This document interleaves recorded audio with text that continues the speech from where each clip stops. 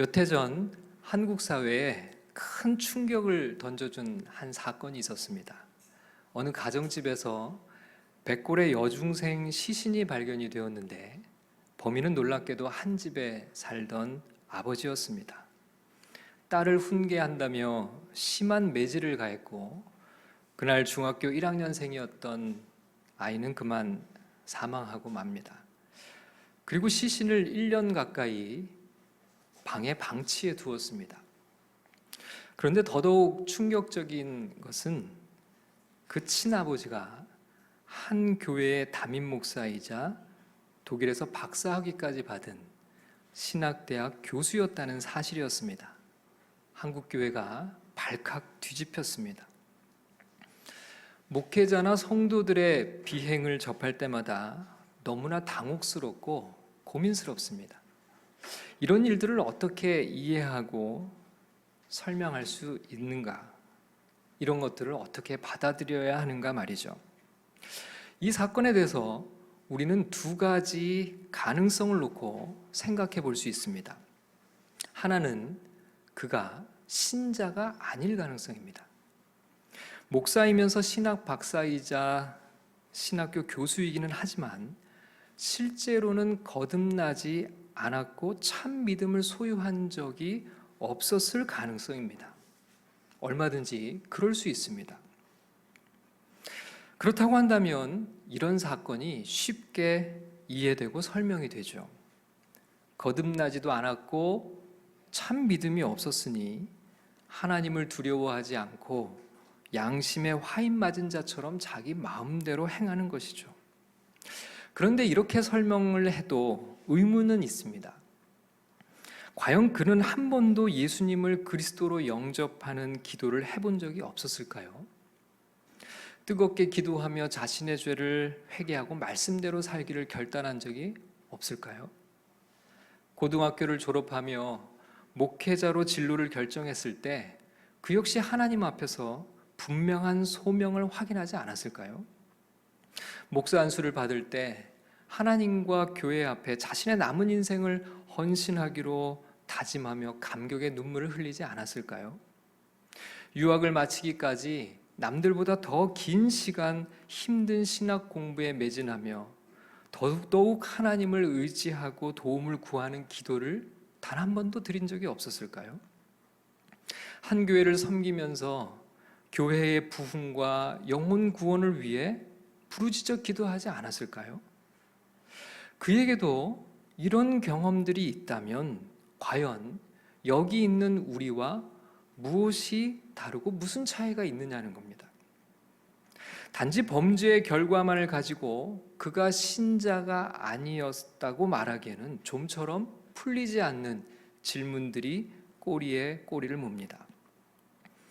이런 의문들에도 불구하고 그가 거듭난 신자가 아니었을 가능성은 분명히 존재합니다. 자, 또 다른 가능성이 있습니다. 그것은 바로 그가 신자일 가능성입니다. 그도 분명 신자였지만 어느 한순간에 죄의 역사에 굴복당하고 말았을 수 있다는 것입니다. 그런 파렴치범을 신자라고 인정하는 것이 심정적으로 동의하기 어려울 수 있지만 충분히 고려해 봐야 할 가능성임은 틀림이 없습니다. 어떻게 그런 신자가 그런 끔찍한 죄를 범할 수 있는가? 그런 악한 일을 행한 자가 과연 신자일 수 있는가? 이 가능성 역시 대답하기 어려운 질문들을 만들어내기는 매한가지입니다. 하지만 성경은 분명하게 그 가능성을 열어놓고 있습니다. 장로교 신앙의 표준이 되는 웨스트민스터 신앙고백서는 제17장 성도의 견인, 성도의 궁극적 신앙에서 이 가능성을 이렇게 설명합니다. 1. 성도들은 하나님의 오래 참으심으로 인해 마지막 날까지 은혜의 자리에 머물게 되며 영원한 구원을 받게 된다. 3. 그렇지만 성도들은 사탄과 세상의 시험을 받게 되며 그들 안에 남아있는 부패성이 힘을 얻어 그들을 보존해주는 은혜의 방편들을 무시함으로써 중한 죄에 빠질 수 있다. 그러므로 그들은 얼마 동안 그 죄 가운데 거하기도 한다. 그로 말미암아 그들은 하나님의 분노를 사며 성령을 근심케 하고 그들이 받은 은혜와 위로의 일부를 상실당하게 된다. 그리고 그들의 마음이 강팍해져 양심은 상처를 받고 남을 해치거나 중상하여 일시적인 심판을 자초하게 된다. 이렇게 되어 있습니다. 앞서 설명드린 이 두 가지 가능한 대답이라는 것을 우리가 알 수가 있죠. 그 목사가 신자였는지 아니었는지는 우리가 알 길은 없습니다. 그러나 우리가 주목해야 하는 한 가지가 있습니다. 바로 신자임에도 불구하고 그와 같은 죄와 악을 범할 가능성 말이죠. 우리가 그 사실에 주목해야 하는 이유는 우리도 그런 죄와 악의 상태에 놓일 수 있기 때문입니다. 그렇다면 신자가 죄에 굴복당하지 않고 끝까지 승리하기 위해서는 어떻게 해야 할까요? 어떻게 해야 죄를 이기고 거룩한 성도의 삶을 살아갈 수 있을까요? 자, 오늘 본문의 말씀 속에서 그 해답을 함께 찾아보겠습니다. 첫째로 우리가 기억할 것은 죄는 신자를 압도하는 위력을 가지고 있다는 사실입니다. 자, 죄는 신자를 압도하는 뭘 가지고 있다고요? 위력을 가지고 있다는 겁니다. 우리가 결코 죄를 가볍게 여겨서는 안 되는 이유가 여기 있죠. 죄가 가진 힘과 능력을 우리는 정확하게 알고 있어야 합니다. 죄가 들어오는 통로와 죄가 성장해 가는 과정도 이해해야 합니다. 오늘날 우리 주변에서 많은 성도들과 목회자들이 실족하고 미끄러지는 이유 중 하나는 죄를 너무 가볍게 여기고 대수롭지 않게 여기기 때문일 수 있습니다. 오늘 본문의 이야기는 한 사람의 죽음을 그 중심에 두고 전개됩니다. 그 사람은 충신 우리아라는 사람입니다. 조국을 위해 헌신했고 왕을 위해 충성하다가 전쟁터에서 장렬하게 전사한 것으로 알려진 우리아의 죽음이 실제로는 알려진 것과 다르다는 것입니다. 그는 전사한 것이 아니었습니다. 사실은 살해당한 것이었습니다. 범인들은 고도로 계산된 살해 계획을 세워서 그를 죽음으로 몰아갔습니다. 그런데 완벽하게 은폐되고 영원히 묻혀버릴 것 같던 한 사람의 억울한 죽음의 진실이 드러나게 됩니다. 그리고 범인으로 지목된 용의자는 놀랍게도 이스라엘의 왕 다윗이었습니다. 다윗이 처음부터 살인을 계획한 것은 아니었습니다. 그 출발은 지극히 우발적이고 사사로운 것이었습니다. 이 사건의 시작은 이렇습니다. 자, 다 함께 사무엘하 11장 2절의 말씀을 읽겠습니다. 저녁 때에 다윗이 그의 침상에서 일어나 왕궁 옥상에서 거닐다가 그곳에서 보니 한 여인이 목욕을 하는데 심히 아름다워 보이는지라. 다윗은 저녁 때에 한가롭게 산책을 즐기고 있었습니다. 별다른 생각 없이 예루살렘의 아름다운 저녁 풍광을 바라보던 다윗의 눈에 예상치 않은 한 장면이 들어옵니다. 그것은 목욕을 하는 한 여인의 모습이었습니다. 그 여인은 우리아의 아내 밧세바였죠. 그가 한 남자의 아내라는 사실을 알았음에도 불구하고 다윗은 충동적으로 죄를 범합니다. 여인을 자기에게로 불러들여 동침하며 간음을 범한 것이죠. 언제나 죄는 작은 틈에서 출발합니다. 우리는 이것을 반드시 기억해야 합니다. 죄는 작은 균열을 찾아다닙니다. 사소하고 가벼운 틈을 비집고 들어와 마침내 집어삼키고 말죠. 다윗에게는 특별히 시각적인 틈을 타고 들어와 그의 의지에 균열을 내고 마침내 죄 앞에 굴복하게 만들어버렸습니다. 우리가 주의를 기울이고 경계심을 놓치지 말아야 할 단계가 바로 지금 이 단계입니다. 작은 틈이 벌어지지 않도록 관리해야 합니다. 균열을 메꾸고 작은 유혹을 멀리해야죠. 보고 듣는 것, 우리의 생각과 머릿속의 상상까지도, 공상까지도 절대로 가볍게 여기지 말아야 합니다. 언제나 죄는 거기에서 출발하여 무서운 기세로 성장한다는 사실을 잊지 말아야 합니다. 얼마 후 다윗은 그 여인의 임신 소식을 접하게 됩니다. 자, 사무엘하 11장 5절의 말씀 함께 읽겠습니다. 그 여인이 임신함에 사람을 보내 다윗에게 말하여 이르되 내가 임신하였나이다. 여러분, 죄는 반드시 결과를 남깁니다. 죄의 열매를 거두게 되는 것이죠. 어떤 방식으로든지 죄는 그 흔적을 우리 인생에 남기기 마련입니다. 이제 다윗은 자신의 죄의 결과를 은폐하기 위해 노력합니다. 진실을 감추고 거짓으로 죄의 결과를 덮으려고 힘씁니다. 사람들을 속이기 위해 모략을 꾸밉니다. 죄가 계속해서 성장해가는 과정을 주의 깊게 보시기 바랍니다. 전쟁터에 있던 우리아를 불러드립니다. 사무엘하 11장 6절에서 8절까지의 말씀 우리 다 함께 읽겠습니다. 다윗이 요압에게 기별하여 햇사람 우리아를 내게 보내라 하매 요압이 우리아를 다윗에게로 보내니 우리아가 다윗에게 이르매 다윗이 요압의 안부와 군사의 안부와 싸움이 어떠했는지를 묻고 그가 또 우리아에게 이르되 내 집으로 내려가서 발을 씻으라 하니 우리아가 왕궁에서 나가매 왕의 음식물이 뒤따라가니라. 다윗의 계획은 나름 완벽해 보였습니다. 우리아가 집에 가서 아내와 동침하면 자신의 죄가 은폐되고 덮일 수 있을 것이라고 생각했습니다.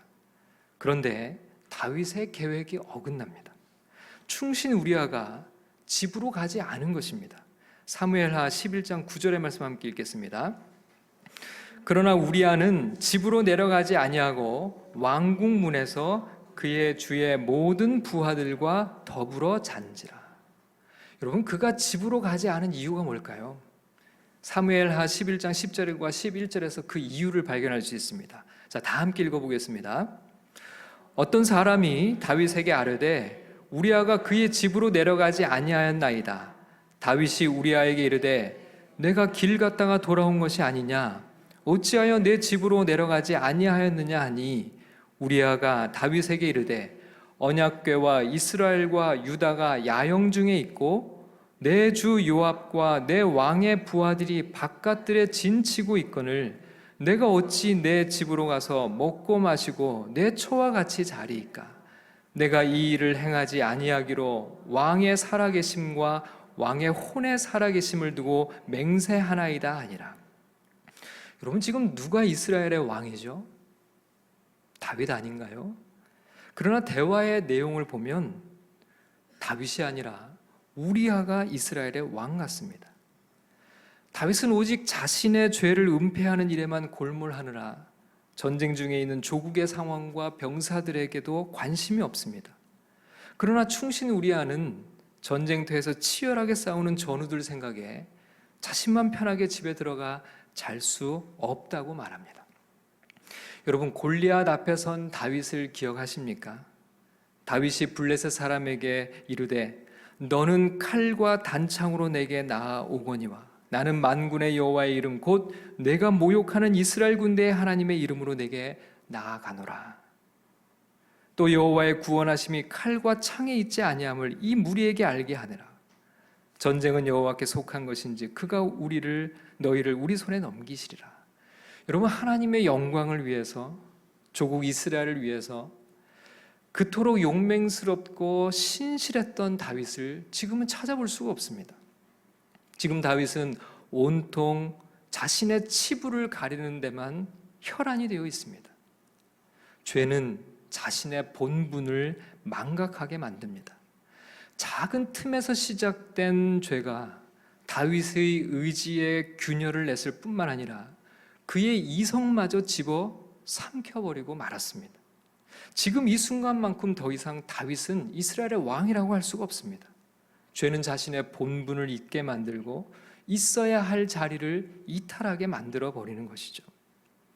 다윗이 다시 한번 새로운 계획을 세웁니다.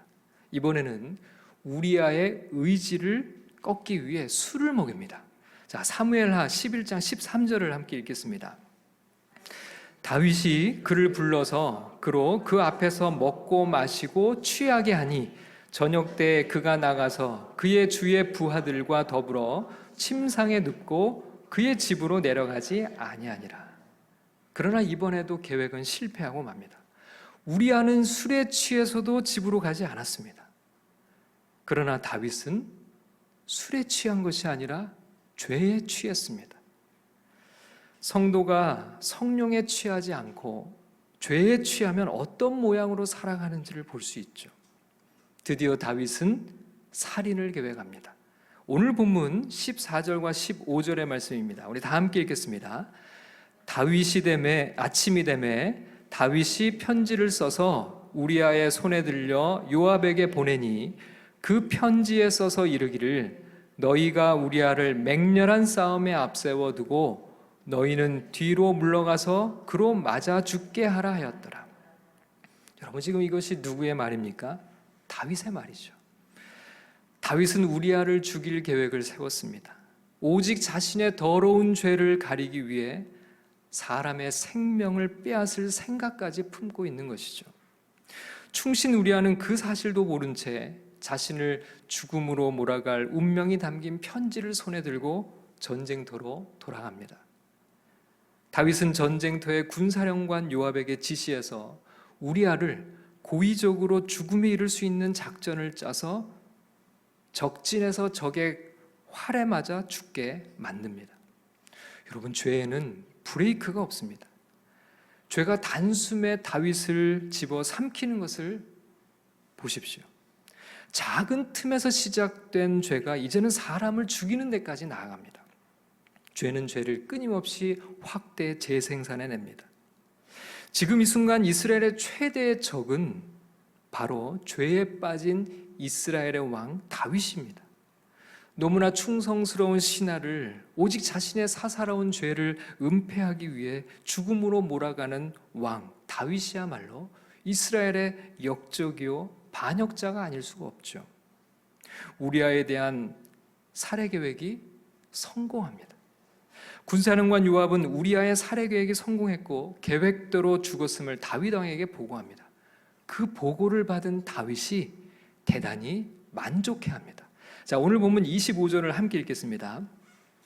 다윗이 전령에게 이르되 너는 요압에게 이같이 말하기를 이 일로 걱정하지 말라.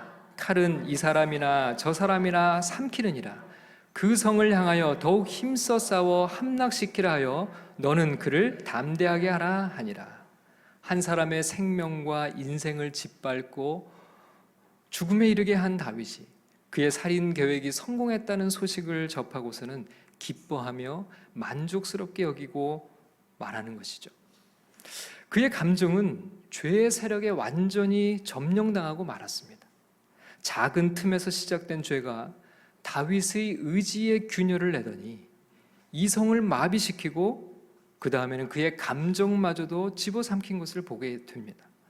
하나님을 즐거워하고 주의 말씀으로 만족하고 기쁨으로 여호와를 예배하던 다윗이 죄에 정복하고 나니 이제는 그의 감정이 죄를 즐거워하고 그 쾌락을 기뻐하고 흉측한 죄의 결과를 만족스럽게 여기고 있는 것이죠. 바로 이것이 죄의 위력입니다. 교회사 최고의 영적 거인 중에 한 사람으로 불리는 존 오웬이라는 청교도 신학자가 있습니다. 그는 죄에 관한 깊은 통찰을 담은 설교집들을 책으로 남겼는데 그 책의 제목이 이와 같습니다. 신자 안에 내재하는 죄, 시험, 죄 죽임, 죄와 은혜의 지배. 거듭난 신자 안에 존재하는 죄와 평생을 씨름하며 싸운 흔적들이죠. 영적인 거인들은 결코 죄를 가볍게 여기지 않았습니다. 김남준 목사는 존 오웬이 말하는 신자의 마음 안에서 죄가 역사하는 특성을 이렇게 설명했습니다. 죄는 다음 세 가지 특성으로 인간의 마음 안에서 역사하는데, 첫째로 미친 기운, 곧 이성의 판단을 뿌리치고 역사하는 광기이다. 둘째로 자신의 정욕을 만족시키는 데 있어 드러나는 맹렬함이다. 셋째로 죄의 성향이 그의 마음을 지배하게 될 때 나타나는 담대함 혹은 무모함인데, 이것들이 바로 죄가 신자의 마음 안에서 역사하는 특성이다라고 했습니다. 기독교 심리학자 제이 아담스는 우리는 회심하는 순간부터 전쟁에 참여하게 된다라고 말했습니다. 여러분, 우리는 회심하는 순간 전쟁이 끝난 것이 아니라 전쟁이 시작된 것입니다. 물론 그 전쟁은 주님 앞에 가는 그날까지 끝나지 않는 투쟁이죠. 신자가 된 순간부터 죄와의 진짜 싸움이 시작된 것입니다. 죄의 실체를 바로 알고 죄의 위력으로부터 우리의 영혼을 지키며 승리하는 인생들이 모두 되시기를 주님의 이름으로 축원합니다. 신자가 죄에 굴복당하지 않고 승리하기 위해 기억해야 할 두 번째 진리는 거듭난 신자라도 언제든지 죄에 굴복당할 수 있는 연약한 존재라는 것을 깨닫고 인정하는 것입니다. 여러분, 우리가 얼마나 연약한 존재인지를 인정할 수 있어야 됩니다. 스스로의 힘과 능력으로는 결코 죄를 이길 수 없습니다. 여러분, 그것은 거듭난 신자도 마찬가지입니다. 죄의 문제에 있어서만큼은 우리가 끝까지 긴장을 늦출 수 없는 이유가 바로 여기에 있죠. 결코 영적으로 자만하거나 방심해서는 안 됩니다. 자신의 능력을 절대로 과신해서는 안 됩니다. 우리는 우리의 영적 상태를 정확하게 알아야 합니다. 죄의 위력과 실체를 알았다면 이제는 우리 자신을 바로 알아야 싸울 수 있는 것이죠. 예전에 바둑 천재로 불리는 이세돌 구단이 인공지능 알파고와 대국을 치른 적이 있습니다. 여러분, 그 결과를 아시죠? 처철하게 무너졌습니다. 대국을 앞두고 이세돌 구단이 그리고 바둑 전문가들이 한결같이 이세돌의 승리를 예상했다는 거 알고 있습니까?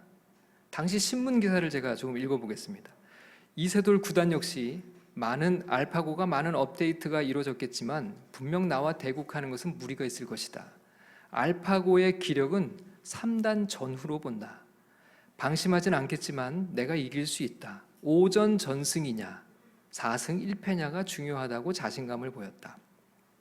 이세돌 구단과 그동안 수차례 대국을 펼쳤던 박정환 구단은 이세돌 구단이 5전 전승으로 승리할 것이라고 이세돌 구단의 손을 들었다.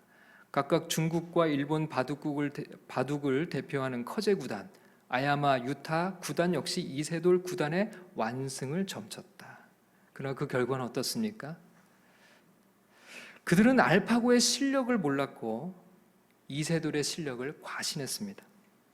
우리 인간의 영적 상태를 웨스트민스터 신앙고백서는 제6장 인간의 타락, 범죄 그리고 그에 대한 형벌에서 이렇게 표현했습니다. 이러한 본성의 부패는 이 세상을 살아가는 거듭난 성도들 가운데도 여전히 남아있다. 비록 그 부패성이 그리스도를 통하여 용서받고 억제되고 있다 할지라도 부패한 본성 자체와 그로부터 나오는 모든 행동들은 완전히 죄악된 것이다 라고 말이죠. 거듭난 신자들에게도 여전히 죄의 경향성이 작용하고 있다는 것이죠. 죄와 가까울 뿐만 아니라 죄를 원하는 부패한 욕망이 우리 안에 있는 것입니다. 그냥 내버려두고 자연스럽게 흘러나오는 대로 살면 선이 아니라 악이라는 것이죠. 여러분, 다윗이 누구입니까? 다윗은 성경에 등장하는 가장 위대한 인물 중 한 사람이었습니다. 하나님께서 다윗을 향해 이렇게 말씀합니다. 내가 이새의 아들 다윗을 만나니 내 마음에 맞는 사람이라. 내 뜻을 다 이루리라. 다윗은 하나님의 마음에 딱 맞는 사람이었고 다윗을 통해 하나님은 뜻을 다 이루셨다고 하는 인물이었습니다. 다윗은 철저하게 하나님께 순종했던 사람이었습니다. 그는 사리 판단이 분명했고 절대로 감정적으로나 충동적으로 행동하는 사람이 아니었습니다.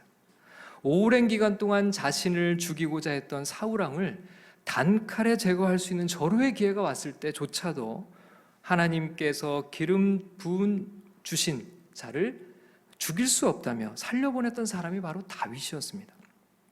그런 천하의 다윗이 죄에 무너져 내렸습니다.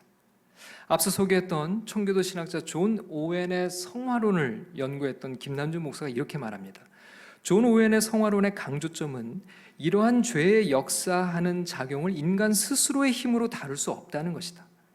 타락한 인간은 물론이고 중생한 신자라 할지라도 이러한 죄의 강력한 작용과 역사를 스스로 처리할 수 없다고 본다. 그리하여 신자는 비록 구원받고 언약 안에 있는 사람이라 할지라도 여전히 이 죄를 다룸에 있어서 하나님을 전적으로 의지하지 않을 수 없게 된다. 하나님은 구원의 과정뿐 아니라 성화의 과정을 통해서도 인간에게 자신들이 전적으로 하나님을 의지하지 않으면 살 수 없는 존재임을 보여주심으로써 그 모든 과정을 하나님을 인정하는 과정으로 사용하는 것이다 라고 했습니다. 죄의 위력을 깨닫고 인간의 무능함을 알면 우리의 결론은 분명합니다. 자, 여기서 우리 신자가 기억해야 할 세 번째 진리를 만나게 됩니다. 그것은 신자가 죄에 굴복당하지 않기 위해서는 전적으로 하나님을 의지해야 한다는 것입니다. 자, 전적으로 누구를 의지해야 합니까? 하나님을 의지해야 합니다. 여러분, 하나님은 다 알고 계십니다. 다윗을 수사하거나 조사할 필요가 없습니다. 하나님의 책에는 다윗의 범죄 과정과 그 결과가 낱낱이 기록되어 있습니다. 다윗이 행한 이 모든 일에 대해 하나님은 이렇게 말씀하시죠. 자, 27절 하반절 제일 끝을 읽어보겠습니다. 다윗이 행한 그 일이 여호와 보시기에 악하였더라. 하나님은 모든 것을 다 보고 계셨습니다. 하나님은 모든 것을 다 알고 계신다는 이 사실을 인식하면서 하는 것이 너무나 중요합니다. 세상 모든 사람은 속여도 설사 자기 자신까지 속인다 할지라도 결코 하나님만은 속일 수가 없습니다. 하나님 앞에서는 모든 것이 낱낱이 드러날 것입니다. 다윗은 완전 범죄를 저질렀지만 이 모든 것을 보고 계신 하나님을 피해갈 수는 없었습니다. 요셉은 아무도 보지 않는, 아무도 보이는 이 없는 빈집에서 그 집 여주인의 유혹을 받았을 때 이렇게 말했습니다. 내가 어찌 이 큰 악을 행하여 하나님께 죄를 지으리이까? 우리는 항상 하나님 앞에서 살아간다는 인식을 유지해야 합니다. 그리고 하나님의 도우심을 구해야 합니다. 우리의 힘과 능력으로는 죄를 이길 수 없으니 오직 성령의 도우심을 매 순간 간구해야 하는 것이죠. 다윗은 이제 이렇게 기도합니다. 시편 19편 13절의 말씀을 함께 읽겠습니다. 주의 종에게 고의로 죄를 짓지 말게 하사 그 죄가 나를 주장하지 못하게 하소서. 그리하면 내가 정직하여 큰 죄가에서 벗어나겠나이다. 고의적인 죄를 짓지 않기 위해서 죄가 나를 주장하지 못하게 해달라고 다윗은 하나님께 간구하고 있습니다. 여러분, 내가 할 수 있는 것이 아닙니다. 오직 하나님께 전적으로 의존하며 나아가야 하는 것입니다. 죄의 위력을 알고 인간의 연약함을 알면 우리는 끝까지 하나님을 붙들게 됩니다. 또한 하나님은 우리의 죄뿐만 아니라 우리의 연약함도 알고 계시는 분임을 기억해야 합니다. 시편 103편 13절과 14절의 말씀 함께 읽겠습니다. 아버지가 자식을 긍휼히 여긴 같이 여호와께서는 자기를 경외하는 자를 긍휼히 여기시나니 이는 그가 우리의 체질을 아시며 우리가 단지 먼지뿐임을 기억하심이로다. 우리는 하나님은 우리를 긍휼히 여기시며 우리의 체질을 알고 계십니다. 우리의 부패한 본성과 죄의 경향성을 그 누구보다도 잘 알고 계십니다. 그러므로 겸손히 하나님의 도우심을 구하면 하나님은 우리를 도와주십니다. 또한 작은 죄도 하나님께 들고 나아가 우리는 회개해야 합니다. 요한일서 1장 9절을 읽겠습니다. 만일 우리가 우리 죄를 자백하면 그는 미쁘시고 의로우사 우리 죄를 사하시며 우리를 모든 불의에서 깨끗하게 하실 것이요. 포인트 오브 노 리턴이라는 말이 있습니다. 이 말은 제2차 세계대전 때 공군에서 쓰던 귀환 불능 지점이라는 개념에서 유래한 말입니다. 출격한 비행기는 연료 때문에 무한정 비행할 수가 없습니다. 늘 기지로 되돌아올 수 있는 연료를 염두에 두고 비행해야만 합니다. 귀환하는 데 필요한 연료가 한계점에 이르는 지점이 바로 귀환 불능 지점이라고 합니다. 이 말이 비유적으로 쓰이면서 의미가 좀 바뀌었습니다.